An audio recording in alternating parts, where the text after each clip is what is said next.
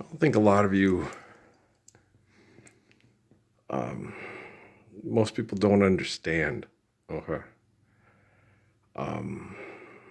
Free speech. They don't understand free speech. Now, my dad says that to me all the time. You can tell the truth. You do not always need to be saying it. It's like, no, if you're telling the truth, okay. If you're living truthfully and other people are not, and you get up and speak truthfully, you have to say it. You need to say it. The only time you wouldn't need to say something truthfully is when privacy, okay, mandates that you don't need to talk about it. Okay. You were walking by someone's house, their window was open and they were making love on the couch. Okay. Did that truthfully happen? But you don't need to talk about it, right? And so that's the kind of stuff. Just keep it to yourself. Wish something you wish you hadn't seen, right? Oh well, that was uncomfortable. That was a little bit. That was a little bit too much information. There's too much information, right? That's about the only. Those kind of conditions are about the only time that where should just keep the truth to yourself, and just not say a damn bird thing about it. And you people will say, guys, we are being tortured by extortion, exploitation, and debt and trespass. Okay.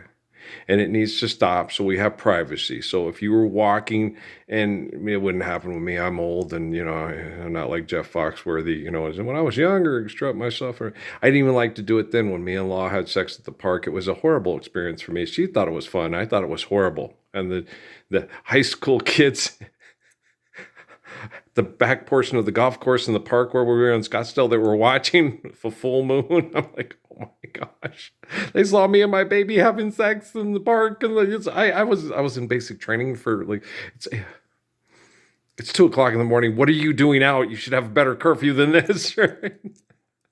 The cops went by twice, but didn't stop. Thank you, very polite of you.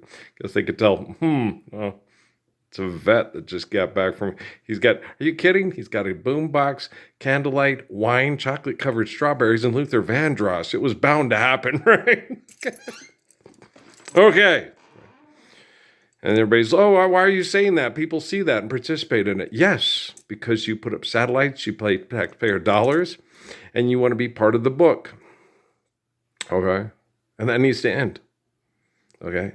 We live the Lord's Prayer. I don't get assigned by a bunch of psychopaths to be in the military to go kill poor people to maintain the status quo for debt and trespass, exploitation, and extortion. And me and Law, live in our own place, privately, not doing the John Legend, we just don't care, we just don't care. You need to care. When you're vulnerable, and in the act of sexual intercourse for reproduction with a woman, okay, it is wise to put yourself in a private setting, okay, where that vulnerability can be protected. You don't want to go have sex in a pub tent in Yellowstone near grizzly bears, right? So you want to make sure that you're in an adobe room with, proper nice, good sound walls. So the only people really hearing the beauty of your lover's sighs and whatever you guys say, whichever makes you feel good, is between you and her. Okay? Right?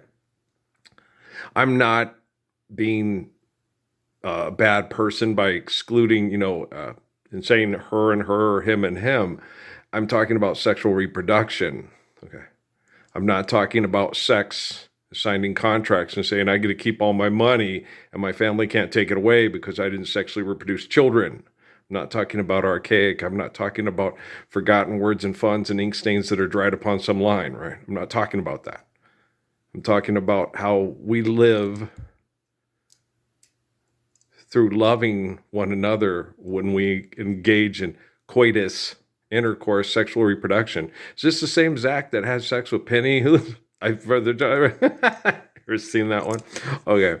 But I'm stupid. Yes, it's very stupid. It's extraordinarily stupid, right? Because we're still um, using money and the perception of money to manipulate each other in the name of stupidity. Because that's the only thing it can be named, right? I'm going to load this one. The last one didn't load. Well, some load really quickly and some don't load at all. So much for free speech in the United States of America, right? It's all in how you say things. That's not true. That's not true at all. Because you haven't gotten up once publicly to say, I love you and I want to live the Lord's Prayer with you eternally. Okay. So, I think if anybody has earned the right to free speech in Los Estados Unidos, it's Ralph Earl Parsons Jr. there, dip-dop-diddly-doo, and none of you on the outside looking in saying your money's going to keep you safe from your sin, right?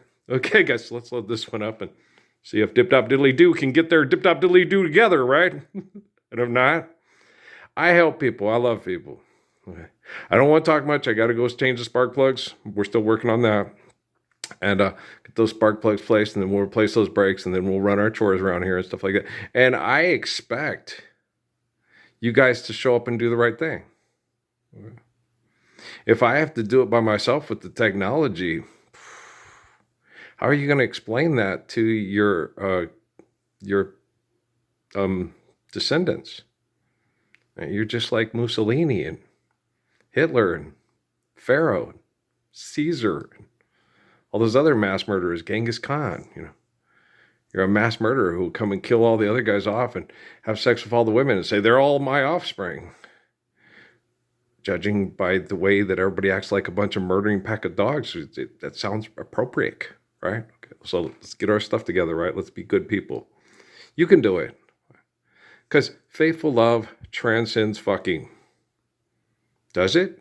Everybody refers to Jesus as God. They don't refer to Genghis Khan and Caesar and Pharaoh as God.